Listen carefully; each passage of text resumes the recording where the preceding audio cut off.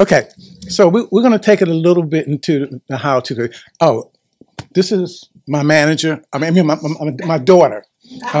She's. We have out of 8, there's 4 mental health professionals. Mm-hmm. 5 really. Mental health, social work, psychology, therapist. Yeah, HR executive, and what is Grace?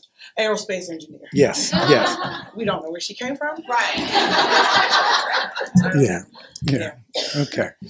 And Rafiki's our family business. We do a lot of consulting and training all over the place with that. And my late wife was a social worker also, who originally was supposed to be doing this with us when this was planned for 2020. So, but she's around, I assure you. Okay, so want to start by putting a little context on things, and where I like to start is with worldviews.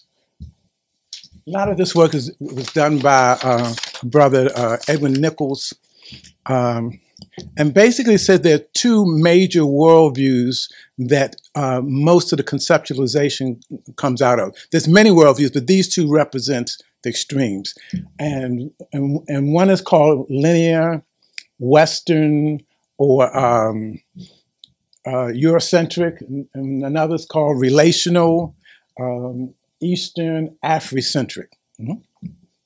So, linear is based in what's called modernism, which is about objectivity.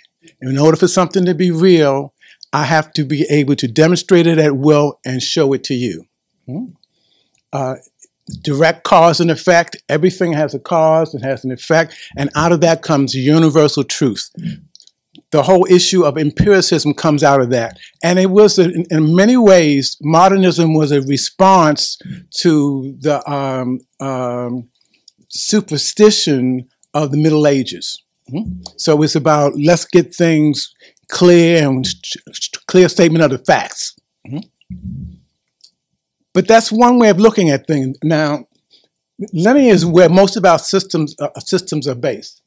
And say, in order for something to be real, it has to be able to shown at will and verified by other folks. Okay. But that's not the only way of understanding things. A more relational view is postmodernism, which says there's some things and sometimes when one has to believe one's own experience. I mean, for those of you who might believe in a higher power, it's not because somebody told you or did an empirical test and proved that it was there, because you had some experience inside to say, yes, there's some other intelligence higher than me that's doing this. So a linear, relational view says, believe what you experience. It says, believe what you experience. And instead of having singular causes, things have multiple causes. So instead of ADHD being all genetic, you might include in that it's representative of a learning style. It might be influenced by one's diet. It might be influenced by the parenting. There are multiple causes for everything according to a relational model. And everything is relative. So it's not about universal truth, but everything is relative. So 2 different ways of looking at things. Is one right and one wrong? We'll see. According to the linear point of view, though, everything goes in one category or another. It's dichotomous. Either it's black, white, right, wrong, in, out, like that. But according to a diunital point of view, everything exists on a continuum. Anything that is in any of us is in all of us to one degree or another. Familiar with Myers-Briggs and those kind of tests? I'm going to continue from being an introvert to extrovert. Everybody is on a continuum somewhere. So that's a more relational view. It's where you exist on a continuum rather than be a finite right and a finite wrong, whether you're a finite white and a finite black and all of that. We're all on a continuum. Then there's, from a linear point of view, how we know things is basically through our cognition, logic. Logic, what we think about it. From a relational point of view, it's more affective. It's about what we feel, what we get through our emotional understanding. Just a note, if I could put one thing in the school system for kids coming up, it would be emotional intelligence, emotional competence. So it's another way of knowing. And what many folks are saying now, many of the neurologists and everybody is saying, really, the best decision making comes when we do our brain, our cognition. We let our hearts in on the problem with the emotions, and we use our guts, our intuition. When we use all three of those together, everything is integrated. That's when we make the best decisions. But that's another workshop for another day. Okay. And so from a linear point of view, there's determinism. Anybody remember B.F. Skinner? Determinism, his famous book, Beyond Freedom and Dignity, says if you give a person the right response, or the right stimulus, they will give you the response you want. It's the theory that most of our commercials are based on. You know how many commercials most of us see a day? 2,000. If you open your phone, you'll see 50. And going down the street, you'll see signs, and then trucks will go past. And most of it is based on the theory that if you get enough stimulus, that person, when that need comes up, the desire, they were going to fill it with what you wanted them to fill it with. On the relational side, it's choice or free will, of the assumption that the only thing that we really get on this planet is free will. Not to determine what happens to us, but to determine how we're going to deal with it.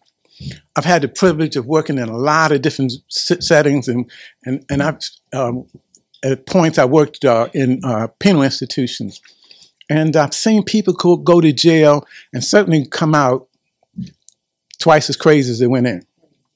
But I've also seen people go in jail and come out like they've been in a monastery, 2 and 3 degrees, really focused, a whole different level of understanding and integrity, doing time in the same place, but again, how you deal with it may be different.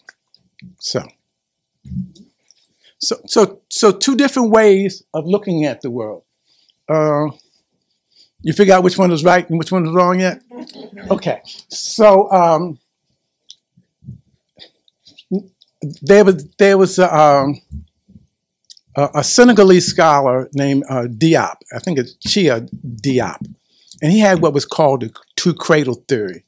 And what he said was that these worldviews evolved from the experiences of living in different environments at different times.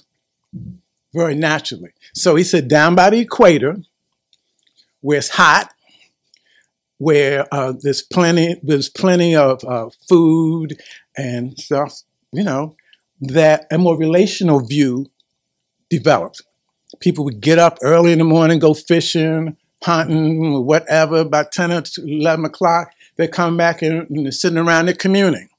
They're dancing, playing drums, they're just sitting around, chatting with one another, a much more relational point of view. Up the street in the Caucasus Mountains, it's a little bit different. The main difference is cold. And if you don't count, measure, store food, and work on that kind of material orientation, we don't hear about you because you don't survive. So what he's saying is, these two different points of worldviews evolved kind of naturally. And both of them have place. And most of us, very few of us live exclusively in one or the other, especially as the world has opened up and become more and more integrated over time. So, but the problem comes in when one dominates as the only way, and if you're not doing this way, then something is wrong with you. And you can't be in our club, you can't play, or whatever. We'll talk about that a little bit more. Left brain, right brain, left brain, the cognitive part, the more creative part, right brain. Control and mastery versus harmony. Control, you know, I'm going to make things be what I think they ought to be. As opposed to harmony is I'm going to flow with things. I'm going to flow in nature. Again, if you're in the Caucasus Mountains and winter's coming, you want some control. Because you got to make sure you have enough firewood, enough food, because you only have 3 months of time to plant stuff. So you have to control some stuff in order to survive. But down the street, by the equator, it's different. You can be more casual, more laid back, you know, flow with things because it's available all year round. Now, this next one, this is an interesting one. Outcomes versus process. Outcomes versus process. So, as professionals, we all have worked, if not currently, at some point within the system where there was a heavy emphasis on outcomes, a heavy emphasis on productivity. Matter of fact, I must admit, some of us believe that we live in a system that's really not very people-oriented. A couple people said it today. It's more about wealth and power, control. So outcomes, the focus on the bottom line. I remember working with clients when I was much younger, and I was feeling like I did a bad job. I remember one young man, I saw him for 3 months, but we didn't reach the goals, didn't get the outcomes that were described and whatever. Another one went to jail. And then I'm driving down the street one day, and somebody was running behind the car, calling my name. And I didn't recognize the voice because I'd never heard it before, right?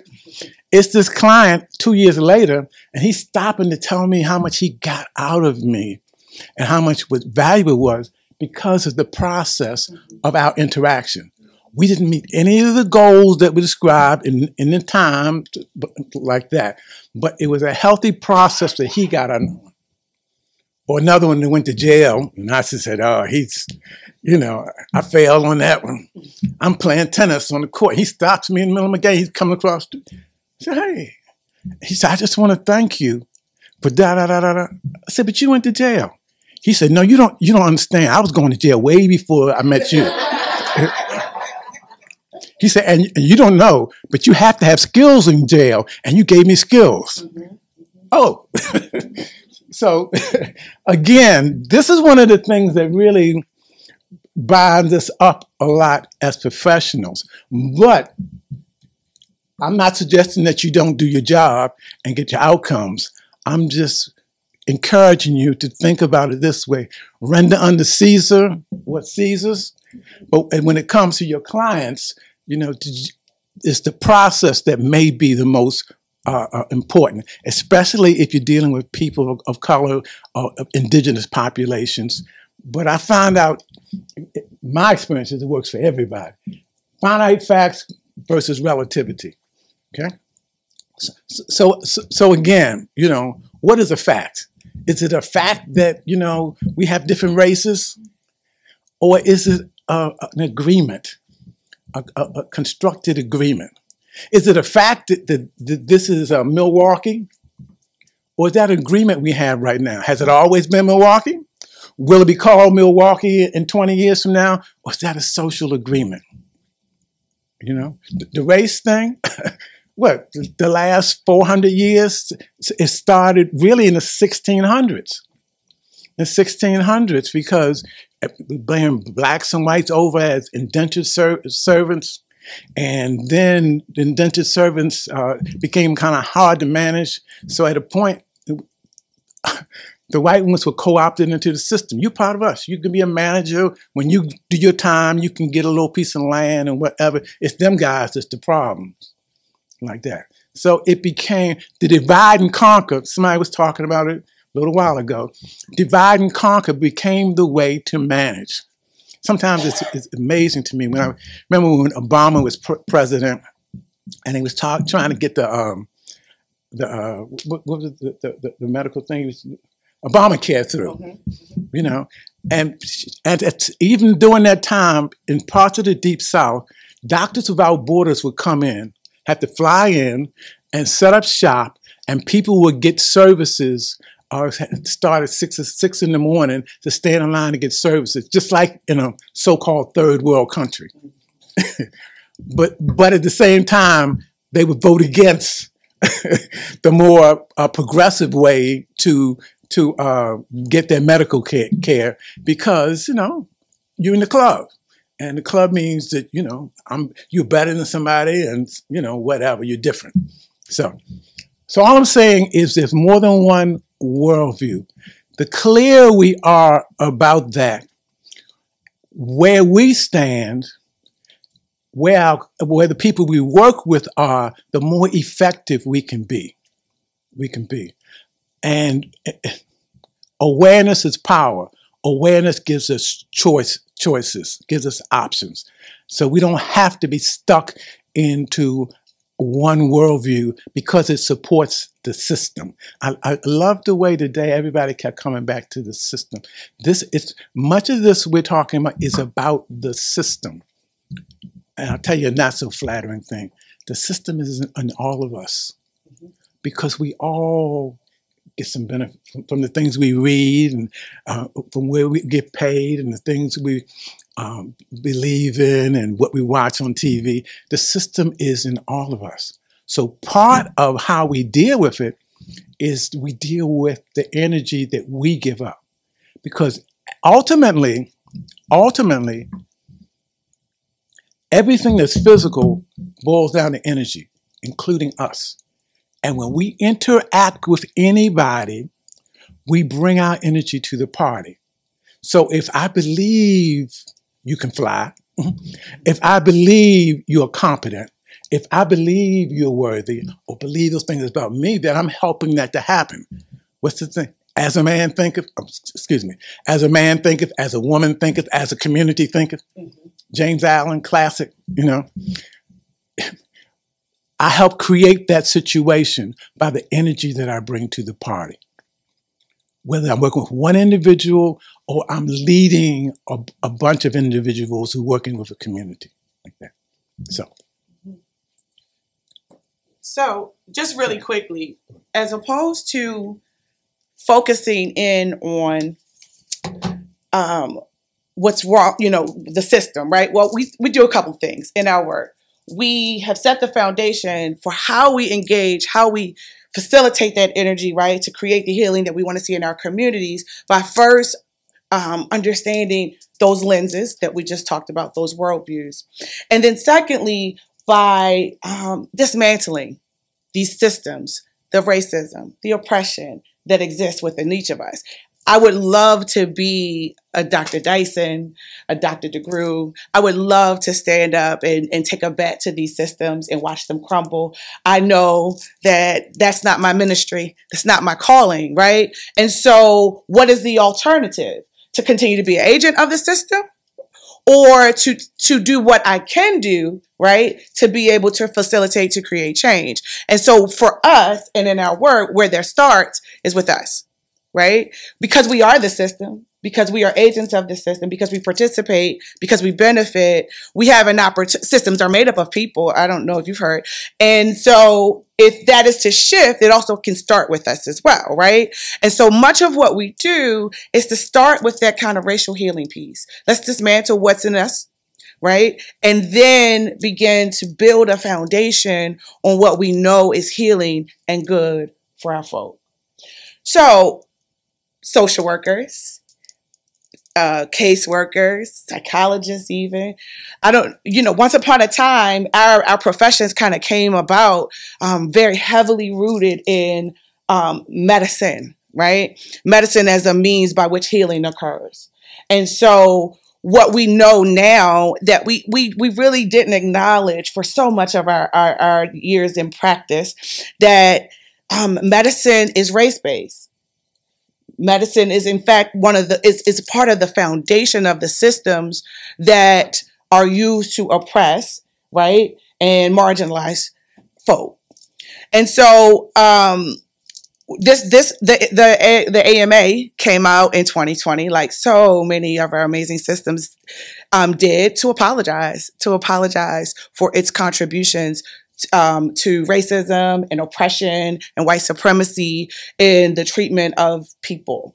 And so this model just demonstrates how, from its roots, this idea that your one worldview is superior, that one race, one group of people is superior, has literally built the systems in which we rely on in our community, right? And so it just simply talks about that one notion has informed medical research, and that medical research backs up these myths that one race is superior, that others can tolerate more pain, that how people are treated and how people can be healed is real, even though it's not, right? If anybody's ever done the scientific method, ever done a science project, we know that research can say whatever we want it to say, right? And so medical research reinforces what is taught in medical education.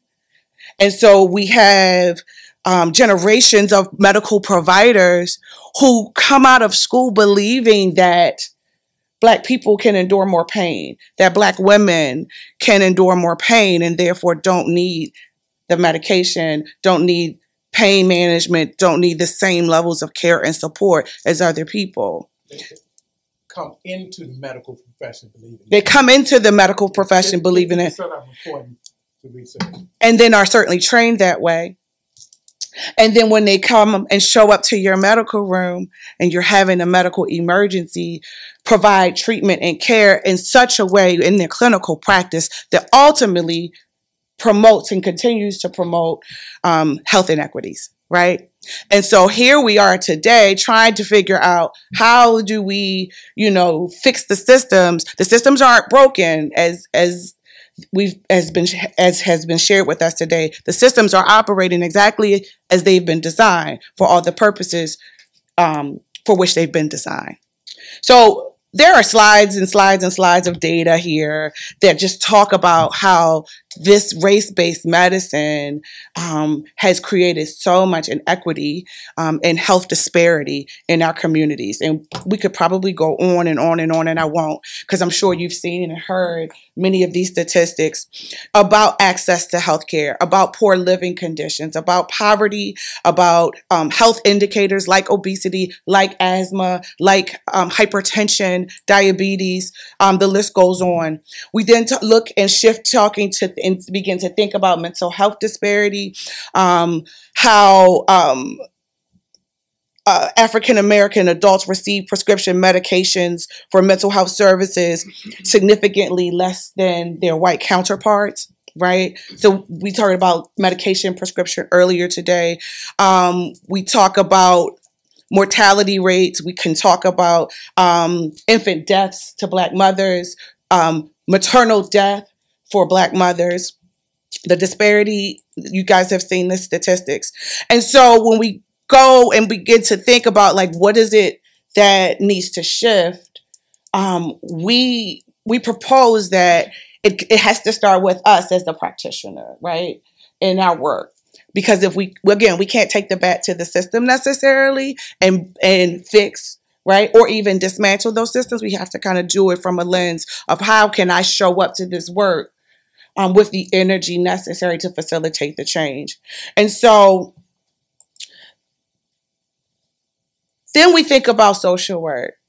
Social work told us, I went to school over 20 years ago, and I really believed that social justice was the core value of our practice, of our work.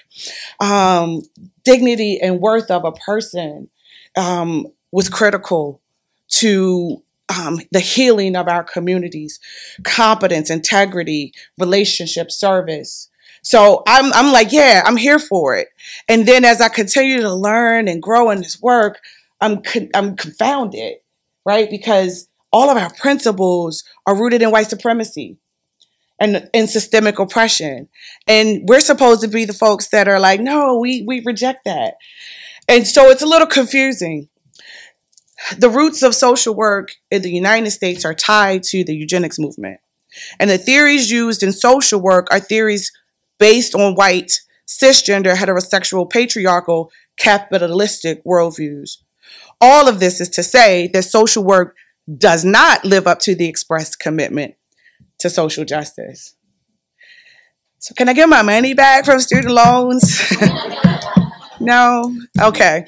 That comes from a paper talking about dismantling white supremacy in social work education. So there are characteristics of white supremacy that we see not just repeated in schools of social work, not just showing up in the premises of our work, but also showing up in the venues in which we show up as social workers, right? So all the systems that we're talking about and we've been discussing today. I won't lean into that too heavily, and I think it's important as practitioners to kind of unpack some of this, because which one is you, right? And secret, it's not just our white practitioners that I'm talking to. Part of this is acknowledging the oppression and racism that is internalized to me as well. My favorite here is worship of the written word. I thought it was winning when I could stand and learn to speak in front of people and convince you of why things should be a different way, and teach undergrads or teach graduate students, and then grade their papers and take that red marker and murder it because you can't write like I can, right? And what I've learned is that's very much rooted in how I have been indoctrinated into these systems and how that shows up, not just for the social workers and students that I train, but for the people I serve, right? If I can just comment, as a professor and teaching psych NPs in a doctoral program, what I know is you can get, in the current system, you can get PhDs and all kinds of degrees as long as you have a good memory. Because what we're not doing is teaching people to think. Mm-hmm. We're just teaching them to regurgitate. One of my mentors used to say, it's not a lot of thinking that goes on when it's planning, Mm-hmm. Oh, sorry, I went backwards. So this talks about white supremacy and social work education and the things that we can do to kind of root out those principles. I won't delve into that because I want to get to the good stuff. But I do want to just sit here for just a few minutes. What is our responsibility then? We know it's there. It's been written. You've been through school. You've worked with social workers. You've been in these systems for years now. What are we going to do about it? We talk a lot about it. We've learned a lot about it. We acknowledge it. We see it's there. What is our responsibility at this level, right? At this meso type level of opportunity. So this talks about recognizing the extent to which a culture, structures, and values may oppress, marginalize, alienate, or create enhanced privilege and power. In many of the trainings we do and the certification programs we do, some of the feedback that we've gotten from folks just like you, folks just like me, is that I didn't realize how much privilege I have, right? How much privilege I have in correlation to my oppressed identities, right?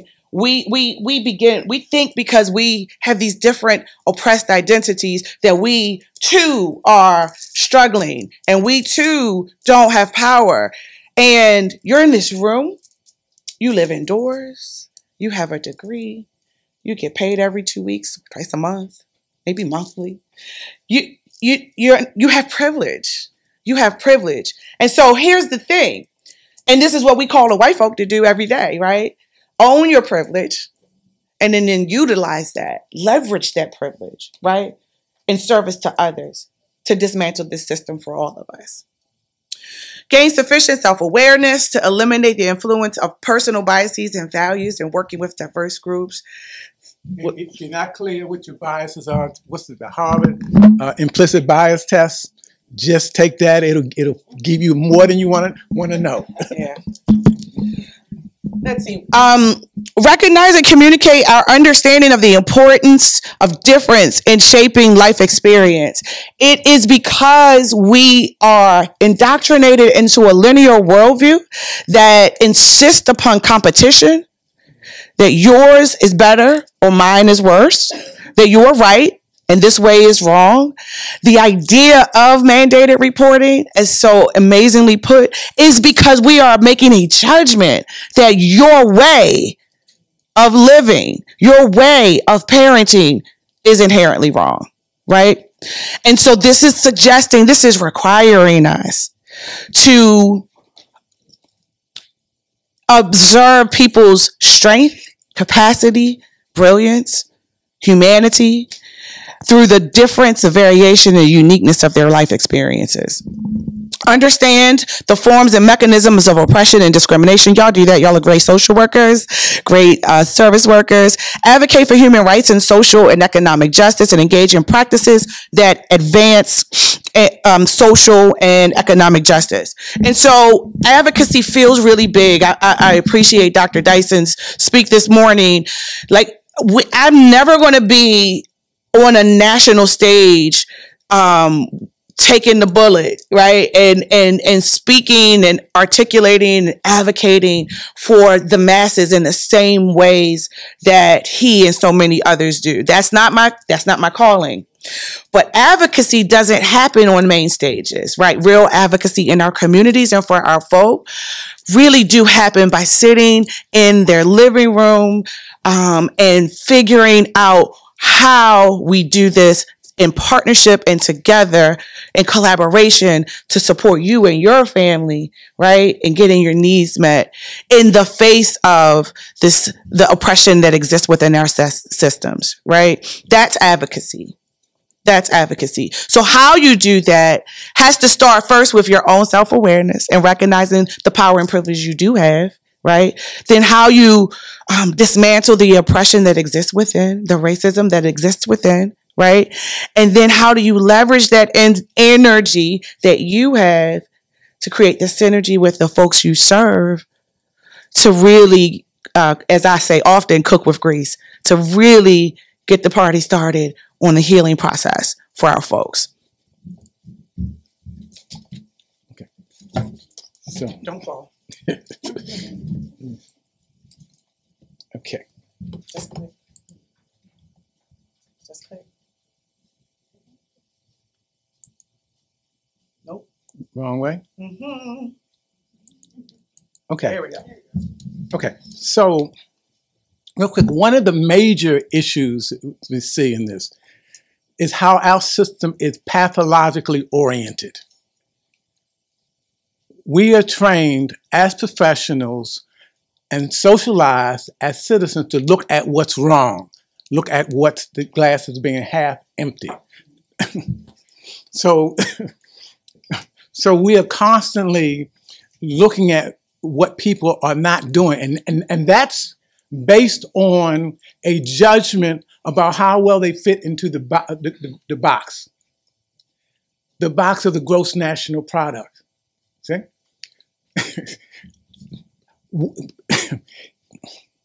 Our system wants all of us to think alike, to act alike, so that we can be on the assembly line of the gross national product. So if you're deviating from that something because of your learning styles or your predominant intelligence or your experience in that, then you get labeled. You may get set in a corner and medicated, or some way you're getting the message that you are inadequate. And all of our systems at some level are based on that. Mm-hmm. Are based on those pathological designations that we call diagnosis. Mm-hmm. But when it comes down to it, to tell you what I don't do well doesn't tell you anything about me. Mm-hmm. To tell you that I don't play basketball, or that I'm not good at baseball, doesn't tell you anything. To tell you that I'm good at tennis, that I played a lot of football, that tells you a little bit about me. Hmm? So what we're proposing is that one of the shifts that we have to do is be more competency oriented. Maisha said it. Everybody is made uniquely. Each one of us has something to contribute. Each one of us has something special about us. I may be autistic and I don't socialize very well, but I'm very sensitive. And if you work with me on that, I can express that in a way that's not only helpful to me, but to other folks too. So that's what I'm going to peep into it just a little bit. This issue of resilience. And when I talk about this, I have to start with Robert Hill, who had a book of the strengths of Black families. And then 25 years later, he did another version of it. The interesting thing was, first of all, how many of you are familiar with this? Okay. So Patrick Moynihan, familiar with that name? He was in the Nixon administration, and they had to do these big studies on Black families. And they came up with all these reasons why Black families were dysfunctional, why they were not adequate, and needs weren't being met, and ... Hill came right behind him, took the exact same data, and came up with the strengths of Black families. The ones he came up with at that time, this was 1972, strong kinship bonds, work orientation, strong work orientation, flexible family roles, achievement orientation, religious orientation.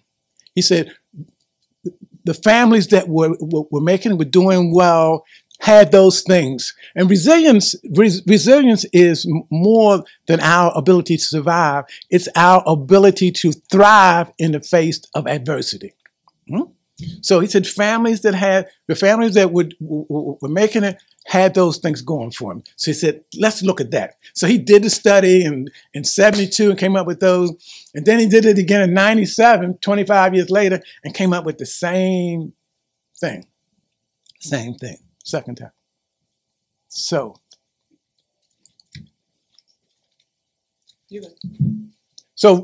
when we look at resilience, there's a researcher, Frama Walsh, who did it with the larger population, and she came up with basically 5 issues. She said, in order for us to be resilient, we have to be able to make meaning out of stuff. Life is a school. Everything happens for a reason. If I can figure out what the reason and the message is, the lesson in it, then I can take what's going on. It can be a natural catastrophe, but there's something that happens. If I see it as just being indiscriminate and there's nothing I could do about it, I'm helpless and hopeless, nothing. But if I can say this is a message that maybe I need to make sure I store some dry goods, or I need to make sure that I have a generator, or whatever. Or I get some lesson from it, some meaning from it, that helps me to be resilient to bounce back and to learn from my experience. Positive outlook. Again, is the glass half empty or is it half full? You know, this is talk about discomfort. You know, all intentional change has some level of discomfort. That's why people stay into addictions, because, you know, it's comfortable. I know this, even though it's not good for me, I know this. And to go out there, I have to go back to kindergarten. I have to start all over again. But a positive outlook, when I can be optimistic, have some faith, understand that that I have some competence that will help me to deal with whatever's going on. Whatever's going on. Because again, it's not about what happens, it's about how I deal with it. Spirituality. Spirituality, and I'm not talking about religion. Religion is organized worship. I'm talking spirituality, the understanding that there's some larger reality that is there for me to relate to. Whether I call it God, whether I call it nature, universe, values, principles, but some kind of larger reality that grounds me. If I have that, then I can take a punch. You know. But if I don't have something to help me to stand up, to see I fit into a larger reality beyond the immediacy of the crisis, then it gets hard. And then she said, connectedness, social support. What's the old saying? We get by with a little help from our friends. When we were talking about trauma, and we used to look at trauma as just being what happened to you. It's what didn't happen to you also. If you weren't nurtured, if you didn't feel connected, validated, affirmed in some way, that can be trauma also. So that connectedness is invaluable, part of a community.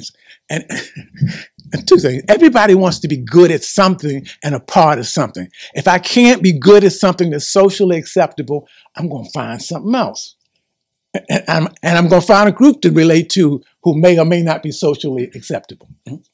And then there's open emotional expression. Again, when we can identify our emotions and learn how to deal with them and deal with other folks' emotions, that's when we begin to benefit, because emotions are messengers. What's the dominant way we deal with emotions in our Western culture? We try to avoid them. Push them down. Especially us brothers. We try to avoid them. And what happens when we avoid them? We push them down, but it's like filling up your backpack. Eventually it just explodes. Something little may happen and you overreact to it because we haven't dealt with those emotions. I'm being logical. But what about what's going on in here? Yeah. So that was hers. That was hers. Then this guy named Gregory, I think his name's Henry Gregory, he did some study about 20 years ago on taking that same framework from Hill and from Walsh, but he changed the format. Instead of doing a quantitative study, he did a qualitative study, mostly with human service professionals, because it was a convenience sample. It was 9 families who had been through something. Matter of fact, at that time I was doing work with Georgetown, and one of my colleagues had come home. We had been working out in the Midwest, come home, and she found her son hanging in a tree. You know, several of them had lost adolescents to suicide. There had been a couple of deaths in the family. People had all these. One kid, 14-year-old, he was shot by some other kids. People had all these things that happened to them that were devastating. But the qualification of the study, it had to be at least a year later, that they were doing fairly decent. And so I would just interview them and say, how'd you handle all that? And that's what came out as some of these things. Once the sister who came home and her son was hanging in a tree, she said, I just remembered my aunts and my grandmothers and the people, you know, in my family who had hardships and what they've been through and dot, dot, dot. And she had some pictures she showed me and like that. And other people tell me just remembering where they came from, how they got here, their legacy a lot of times would help them to give them strength, remembering. Other people talked about humility and gratitude. You know, just being grateful for the time that they did have with their loved ones, and having some humility and accepting that, you know, they don't have any charge of this. Other, you know, rituals and communion, remembering loved ones, you know. I mean, that can be good. Dreams and clairvoyance. Nobody talked about dreams and clairvoyance in their first 2 interviews. But after they got a little more comfortable with me and things went along, people started sharing things. One sister, she was a social worker. Her son had been killed. Him and his boys were out and whatever, and he was shot. 2 things happened. First, she had a dream, because the suspicion was one of the guys shot him. First, she had a dream where he came to her and told her, no, that's not what happened. It was an accident, dot, dot, dot, and gave us some details. Then she talked to a clairvoyant, and the clairvoyant gave her some details that matched what her son said. And she realized that it was an accident. He had the gun at the time and did it. Didn't make everything okay, but at least she knew that at that point that he wasn't taken out by one of his so-called friends. But what I learned in that is we usually get subtle messages in those things that, again, are not empirical and not scientific, but nevertheless may be important. And then there's empathy, compassion, and forgiveness. The woman whose son was killed on one of the strips in Baltimore, he was 14, shot by some guys, and she went to court with him, and she went to court, of course she's angry, she's hurt and whatever. And then she sees the boy who's on trial for killing her son. He's about 19. Her son was 14 at the time. And the first thing she noticed was he looked just like her son, just an older version. Same complexion, same build, and like that. The second thing she noticed was he was by himself. Here a boy goes to court for murder, and nobody's with him. So she started having empathy for him and realized he was as much a victim as her son. And she took that and did something else with it. And we're going to talk about that in a second. So the issue is, those are some of the resiliency factors. If you are here, that means you have some. When your clients sit in front of you, they have some too. So the encouragement is not just to diagnose them. I work with a lot of clients now who substance abuse, jail, whatever, and they'll come in first time, we'll sit down, we'll go over all of, they'll tell me what's wrong, where they've been, and whatever, where they're living. And then I ask them, I say, what you like about you? What are you good at? Huh? What you mean? And once I break it down to them, and they start to talk about what it is they're good at, say, well, music does it for me. Or I like to write. Well, I'm good with children. It starts to come out, and instead of them just keeping that negative idea about who they are, I'm helpless, I'm hopeless, I'm bad, they start to begin to see another side of themselves, that I have some strengths, I have some resilience, I have something to contribute, I have some value and some worth. And it shifts the dynamic. One of my administrative people told me the other day, she says, I'm surprised when they come out your office, they seem so lighter and happier. Okay. So anyhow, so this keys to resilience. Acknowledging loss.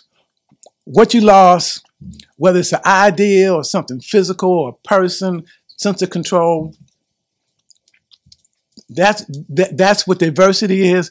But then at some level, there's an acquisitional reframe. That means we started, instead of looking at what we lost, part of the healing happens when we looked at what we gained. Universe is balanced. We may lose something, but we gain something. Again, with these families, when I started asking them, at a point with all this stuff, what did you gain? They say, well, I gained a sense of support, some vision. The woman whose son was shot, she said, I gained a mission. She started going out in the corners and finding kids and talking to them. There's always something that comes from the losses when we're open to it. And that's what you gain. And then, of course, after that, it's the part about giving back. We all feel validated when we're being of service. And we all have something to contribute to the whole. Not necessarily in a capitalist system, excuse my language, but we all have something to contribute. Maybe we just bring some humor, to our friends and family, but everybody has some value. And when we can help our people we work with see that, we are helping them to be more competent, more functional, to have hope. And it takes hope in order to fight. I'm switching. I'm sorry. I'm changing the plan. Okay. I'm just going to do that real quick, and then we're going to jump. You want to talk about cultural competence? No, you can talk about it here. Go ahead. Okay. You're welcome.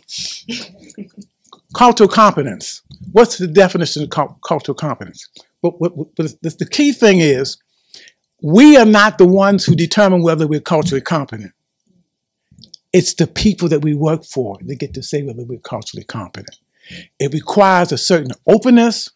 It requires a certain amount of faith and courage to come out of our world and be empathetic and go into the other person's world and understand it from their point of view.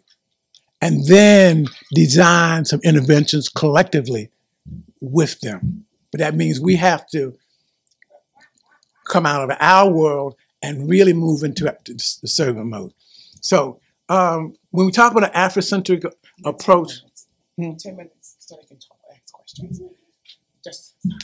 Okay, all right. I'm the manager. Remember? Yes. Okay.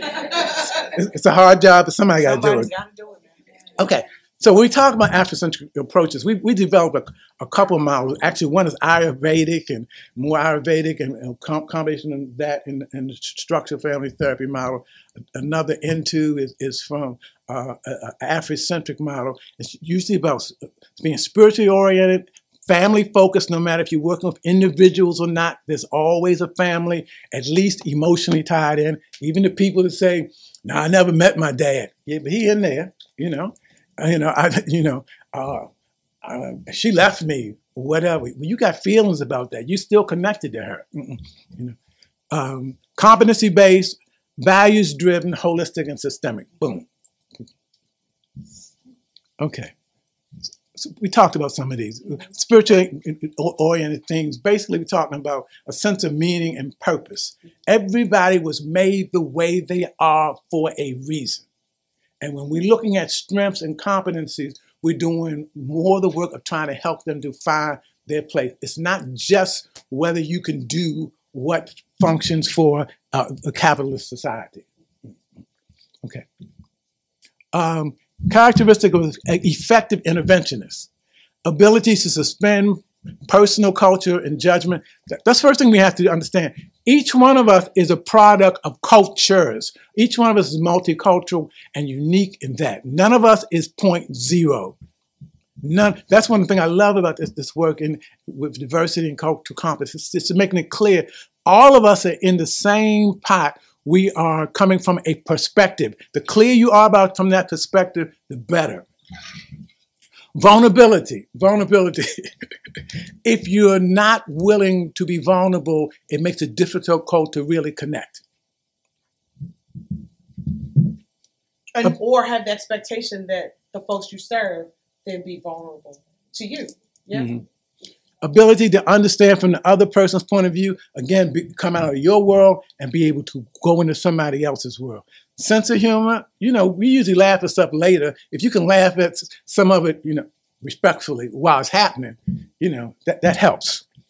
Self-awareness, biases, you can say we all have them.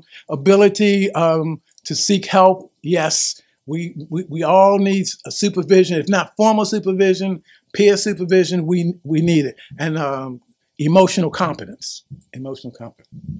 The two pieces of emotional competence that resonate most for me as skill is being able. Go to the next one. Is being recognize your own feelings and those of others. I used to tell adolescents at a point when they go to court and, for the master, I said, your job is to put him at ease. Mm-hmm. You got to put him at ease so he can feel like you are not a threat to him. Hmm? So it's about when you could soothing yourself and soothing other people. To me, are two of the two major emotional competences. But there's a whole bunch of them. Okay, so these are the two models. This is the essence of the two models that we developed. The N2 basically says all people are innately good, and all people have good intentions. Mm-hmm. And healing is a natural process. As a helper, we're the facilitator. All people want to be happy. Nobody wakes up and say, I want to be miserable, And say, and all Maslow's hierarchy of needs, when you say positive intent, we all are trying to do the same thing. We're trying to be healthy. We're trying to be worthy. We're trying to have some impact in our lives like that. Now, we may do it in some ways that aren't healthy, and we can unpack that and shift gears, and we learn things as we go along, but we're all basically trying to do the same thing. Okay. As a practitioner, the reason why we hold on to these assumptions, because it helps us to shift our lens, right? If we can aggressively look for the good in folk, if we can connect and understand what folks are trying to do for themselves, what needs they're trying to meet, we open up the possibilities, right, of healing, of recovery, of growth, of change. We are able to better connect with folk in a way that demonstrates that, yeah, we're in the system, we're representations of a system, but we are first and foremost human, right? And what you're going through, who you are, what you need resonates with me because I see me in you, right? And so I'm able to then reframe my position and my role and my power as a partner, right? As a partner, and not as an agent of the system that is oppressive. Okay. Good questions. Yeah. So I just want to finalize. I just want to kind of give the overview. We've been training and certifying folks in these modalities rooted in a relational worldview, right? That believes that healing starts inside, that believes that the relationship is and the connection is the foundation of healing, the transformation. And as of late, we were recently asked at the beginning, early in the pandemic, when it was on stage that people were being killed by the police. We finally were witnessing across the country public lynchings, if you will. Folks recognize that our systems that are supposed to be refuge, that are supposed to be supporting people in their healing processes, did not have access to people who understood who they were and where they come from and what they need. And so we began to think about, how does that happen for folk? We all are human. We all recognize and understand. We all have the same basic needs, right? So we've been, for the past 2 years, working with practitioners in upstate New York who, regardless of race, but also specifically white folk, to unpack that, right? To uproot and dismantle the oppression, the racism that exists within, and to provide folks with actual tools and understanding that it's not the intervention. It's not the intervention. It's not what you do. It's not the credentials. It's not the alphabet soup that we lean into, but it's you as the intervention that supplies the foundation for this healing work. It's the energy you bring to the party. You are the intervention. Yes. And so through that work, we've embarked upon what is very much a racial healing process for everybody, not just white folk, not just white clinicians or practitioners, but our Black and Indigenous people of color. And through that dismantling that is happening, that racial healing that we are experiencing as a collective, we are able then to take these tools that we know that are built on resilience, that we know are good for people, these assumptions that we know facilitate healing, and then take them into our systems and transform those systems inside out. Okay. All right. Questions? Yes. for him, you know, the doctor. Thoughts? Any of this, are the dots connected? Okay. Yes, ma'am. One of the things that I find it really difficult to get white allies to hear, embody, and practice is an understanding about the way that racism hurts everyone, including them. Absolutely. And does it look different? Absolutely. But it's a thing that's really difficult for them to hear, embody. And so, I just would like to say to the allies in the room, it's a critical piece to see yourself, you know, in the world like everyone else, witnessing, experiencing, Yeah. as well as understand that it makes no good difference when allies walk around in two ways that I see very often. One is spending time feeling very guilty about all the things heard and said. And in the other way, walking around with a dagger to stab the other white people who they determine are not where they are. And neither of those things are useful, they does not help.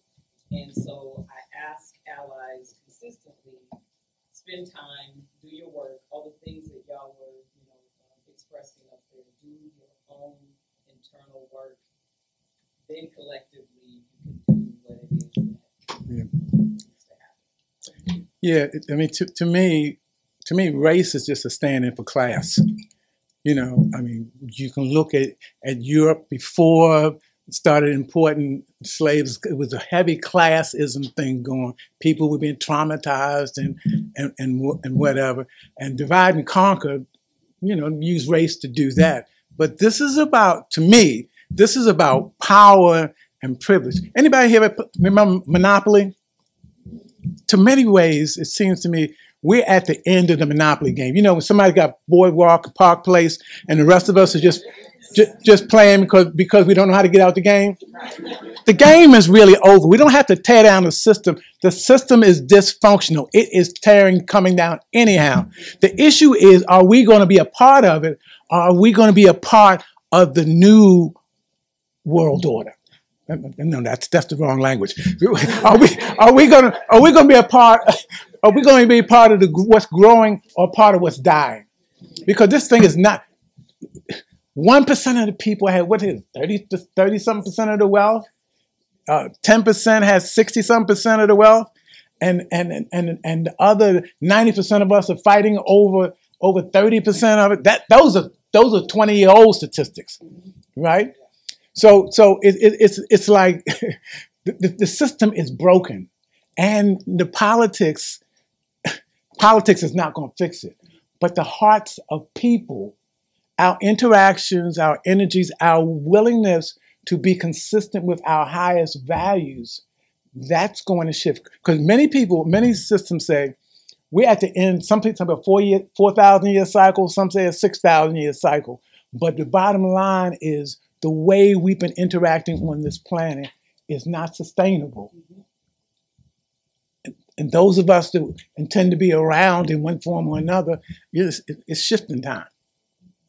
Other comments, questions? So you see with some of the anti-racist responsibility, read and educate yourself, reflect, Remember how you participate. Like I said, none of us is innocent. Take risks to challenge racism. Rejection is something that you'll experience as an anti-racism, and sometimes you will make mistakes and get it wrong. Oh, so we're human. We can make mistakes. And it's about relationship building. And the first relationship is our relationships with ourselves. Everybody else is just a mirror of ourselves.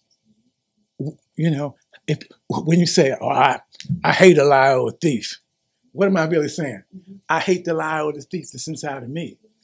You know, so that's where the work has to do. It's from the inside out. I have a personal note to add. My adult son was visiting his father. Actually, he wasn't visiting his father. He went for a job training in Atlanta, and his dad met him out there. Just to spend some time with him because his dad lives in Florida. And it's funny, we're both Puerto Rican, his dad and I. But his dad is a very dark Puerto Rican. And my son has my skin color. Well, my son is not ignorant like his father. And they were in an area that was not deemed, in his father's eyes, a good area.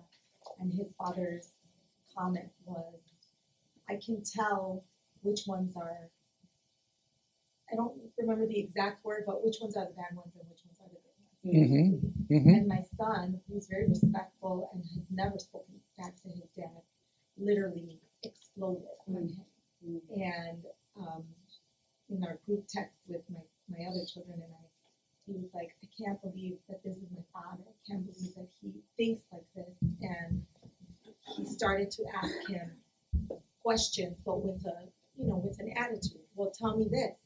And my son said, that's not my job. If you want to learn and if you want to respect, and if, in a sense, if you say who you say you are, then you do your research and you do the work. That's not my job or anybody else's job. That's right. Yeah. And I was a proud mom.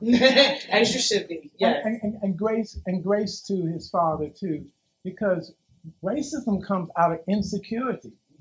And insecurity is usually based in trauma, you know, somewhere down the line generationally. So it's like we all have a choice. Are we going to be the children or the adults? You know, because those who are making the most noise and always acting out in society, shootings and all these kind of things, these are people who are hurting inside. They're hurting inside and they can't get out of their own way. That's whether they're in Congress or they in the school doing it, you know? So we still have the responsibility not to judge anybody, but to live the highest values ourselves and be proud of our children when they do it too. And it's contagious, right?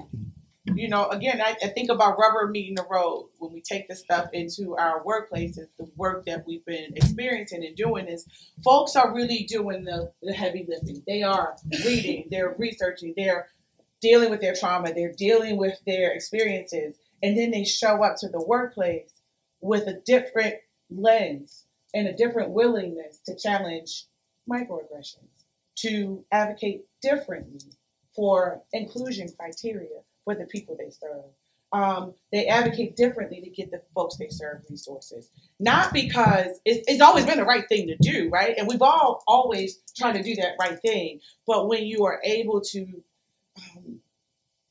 be that highest self, show up as your highest self, and really unpack the stuff that has been holding us back individually, you see things differently, you move differently, you have a different level, higher level of accountability to self first, and then to the community. Yes, ma'am.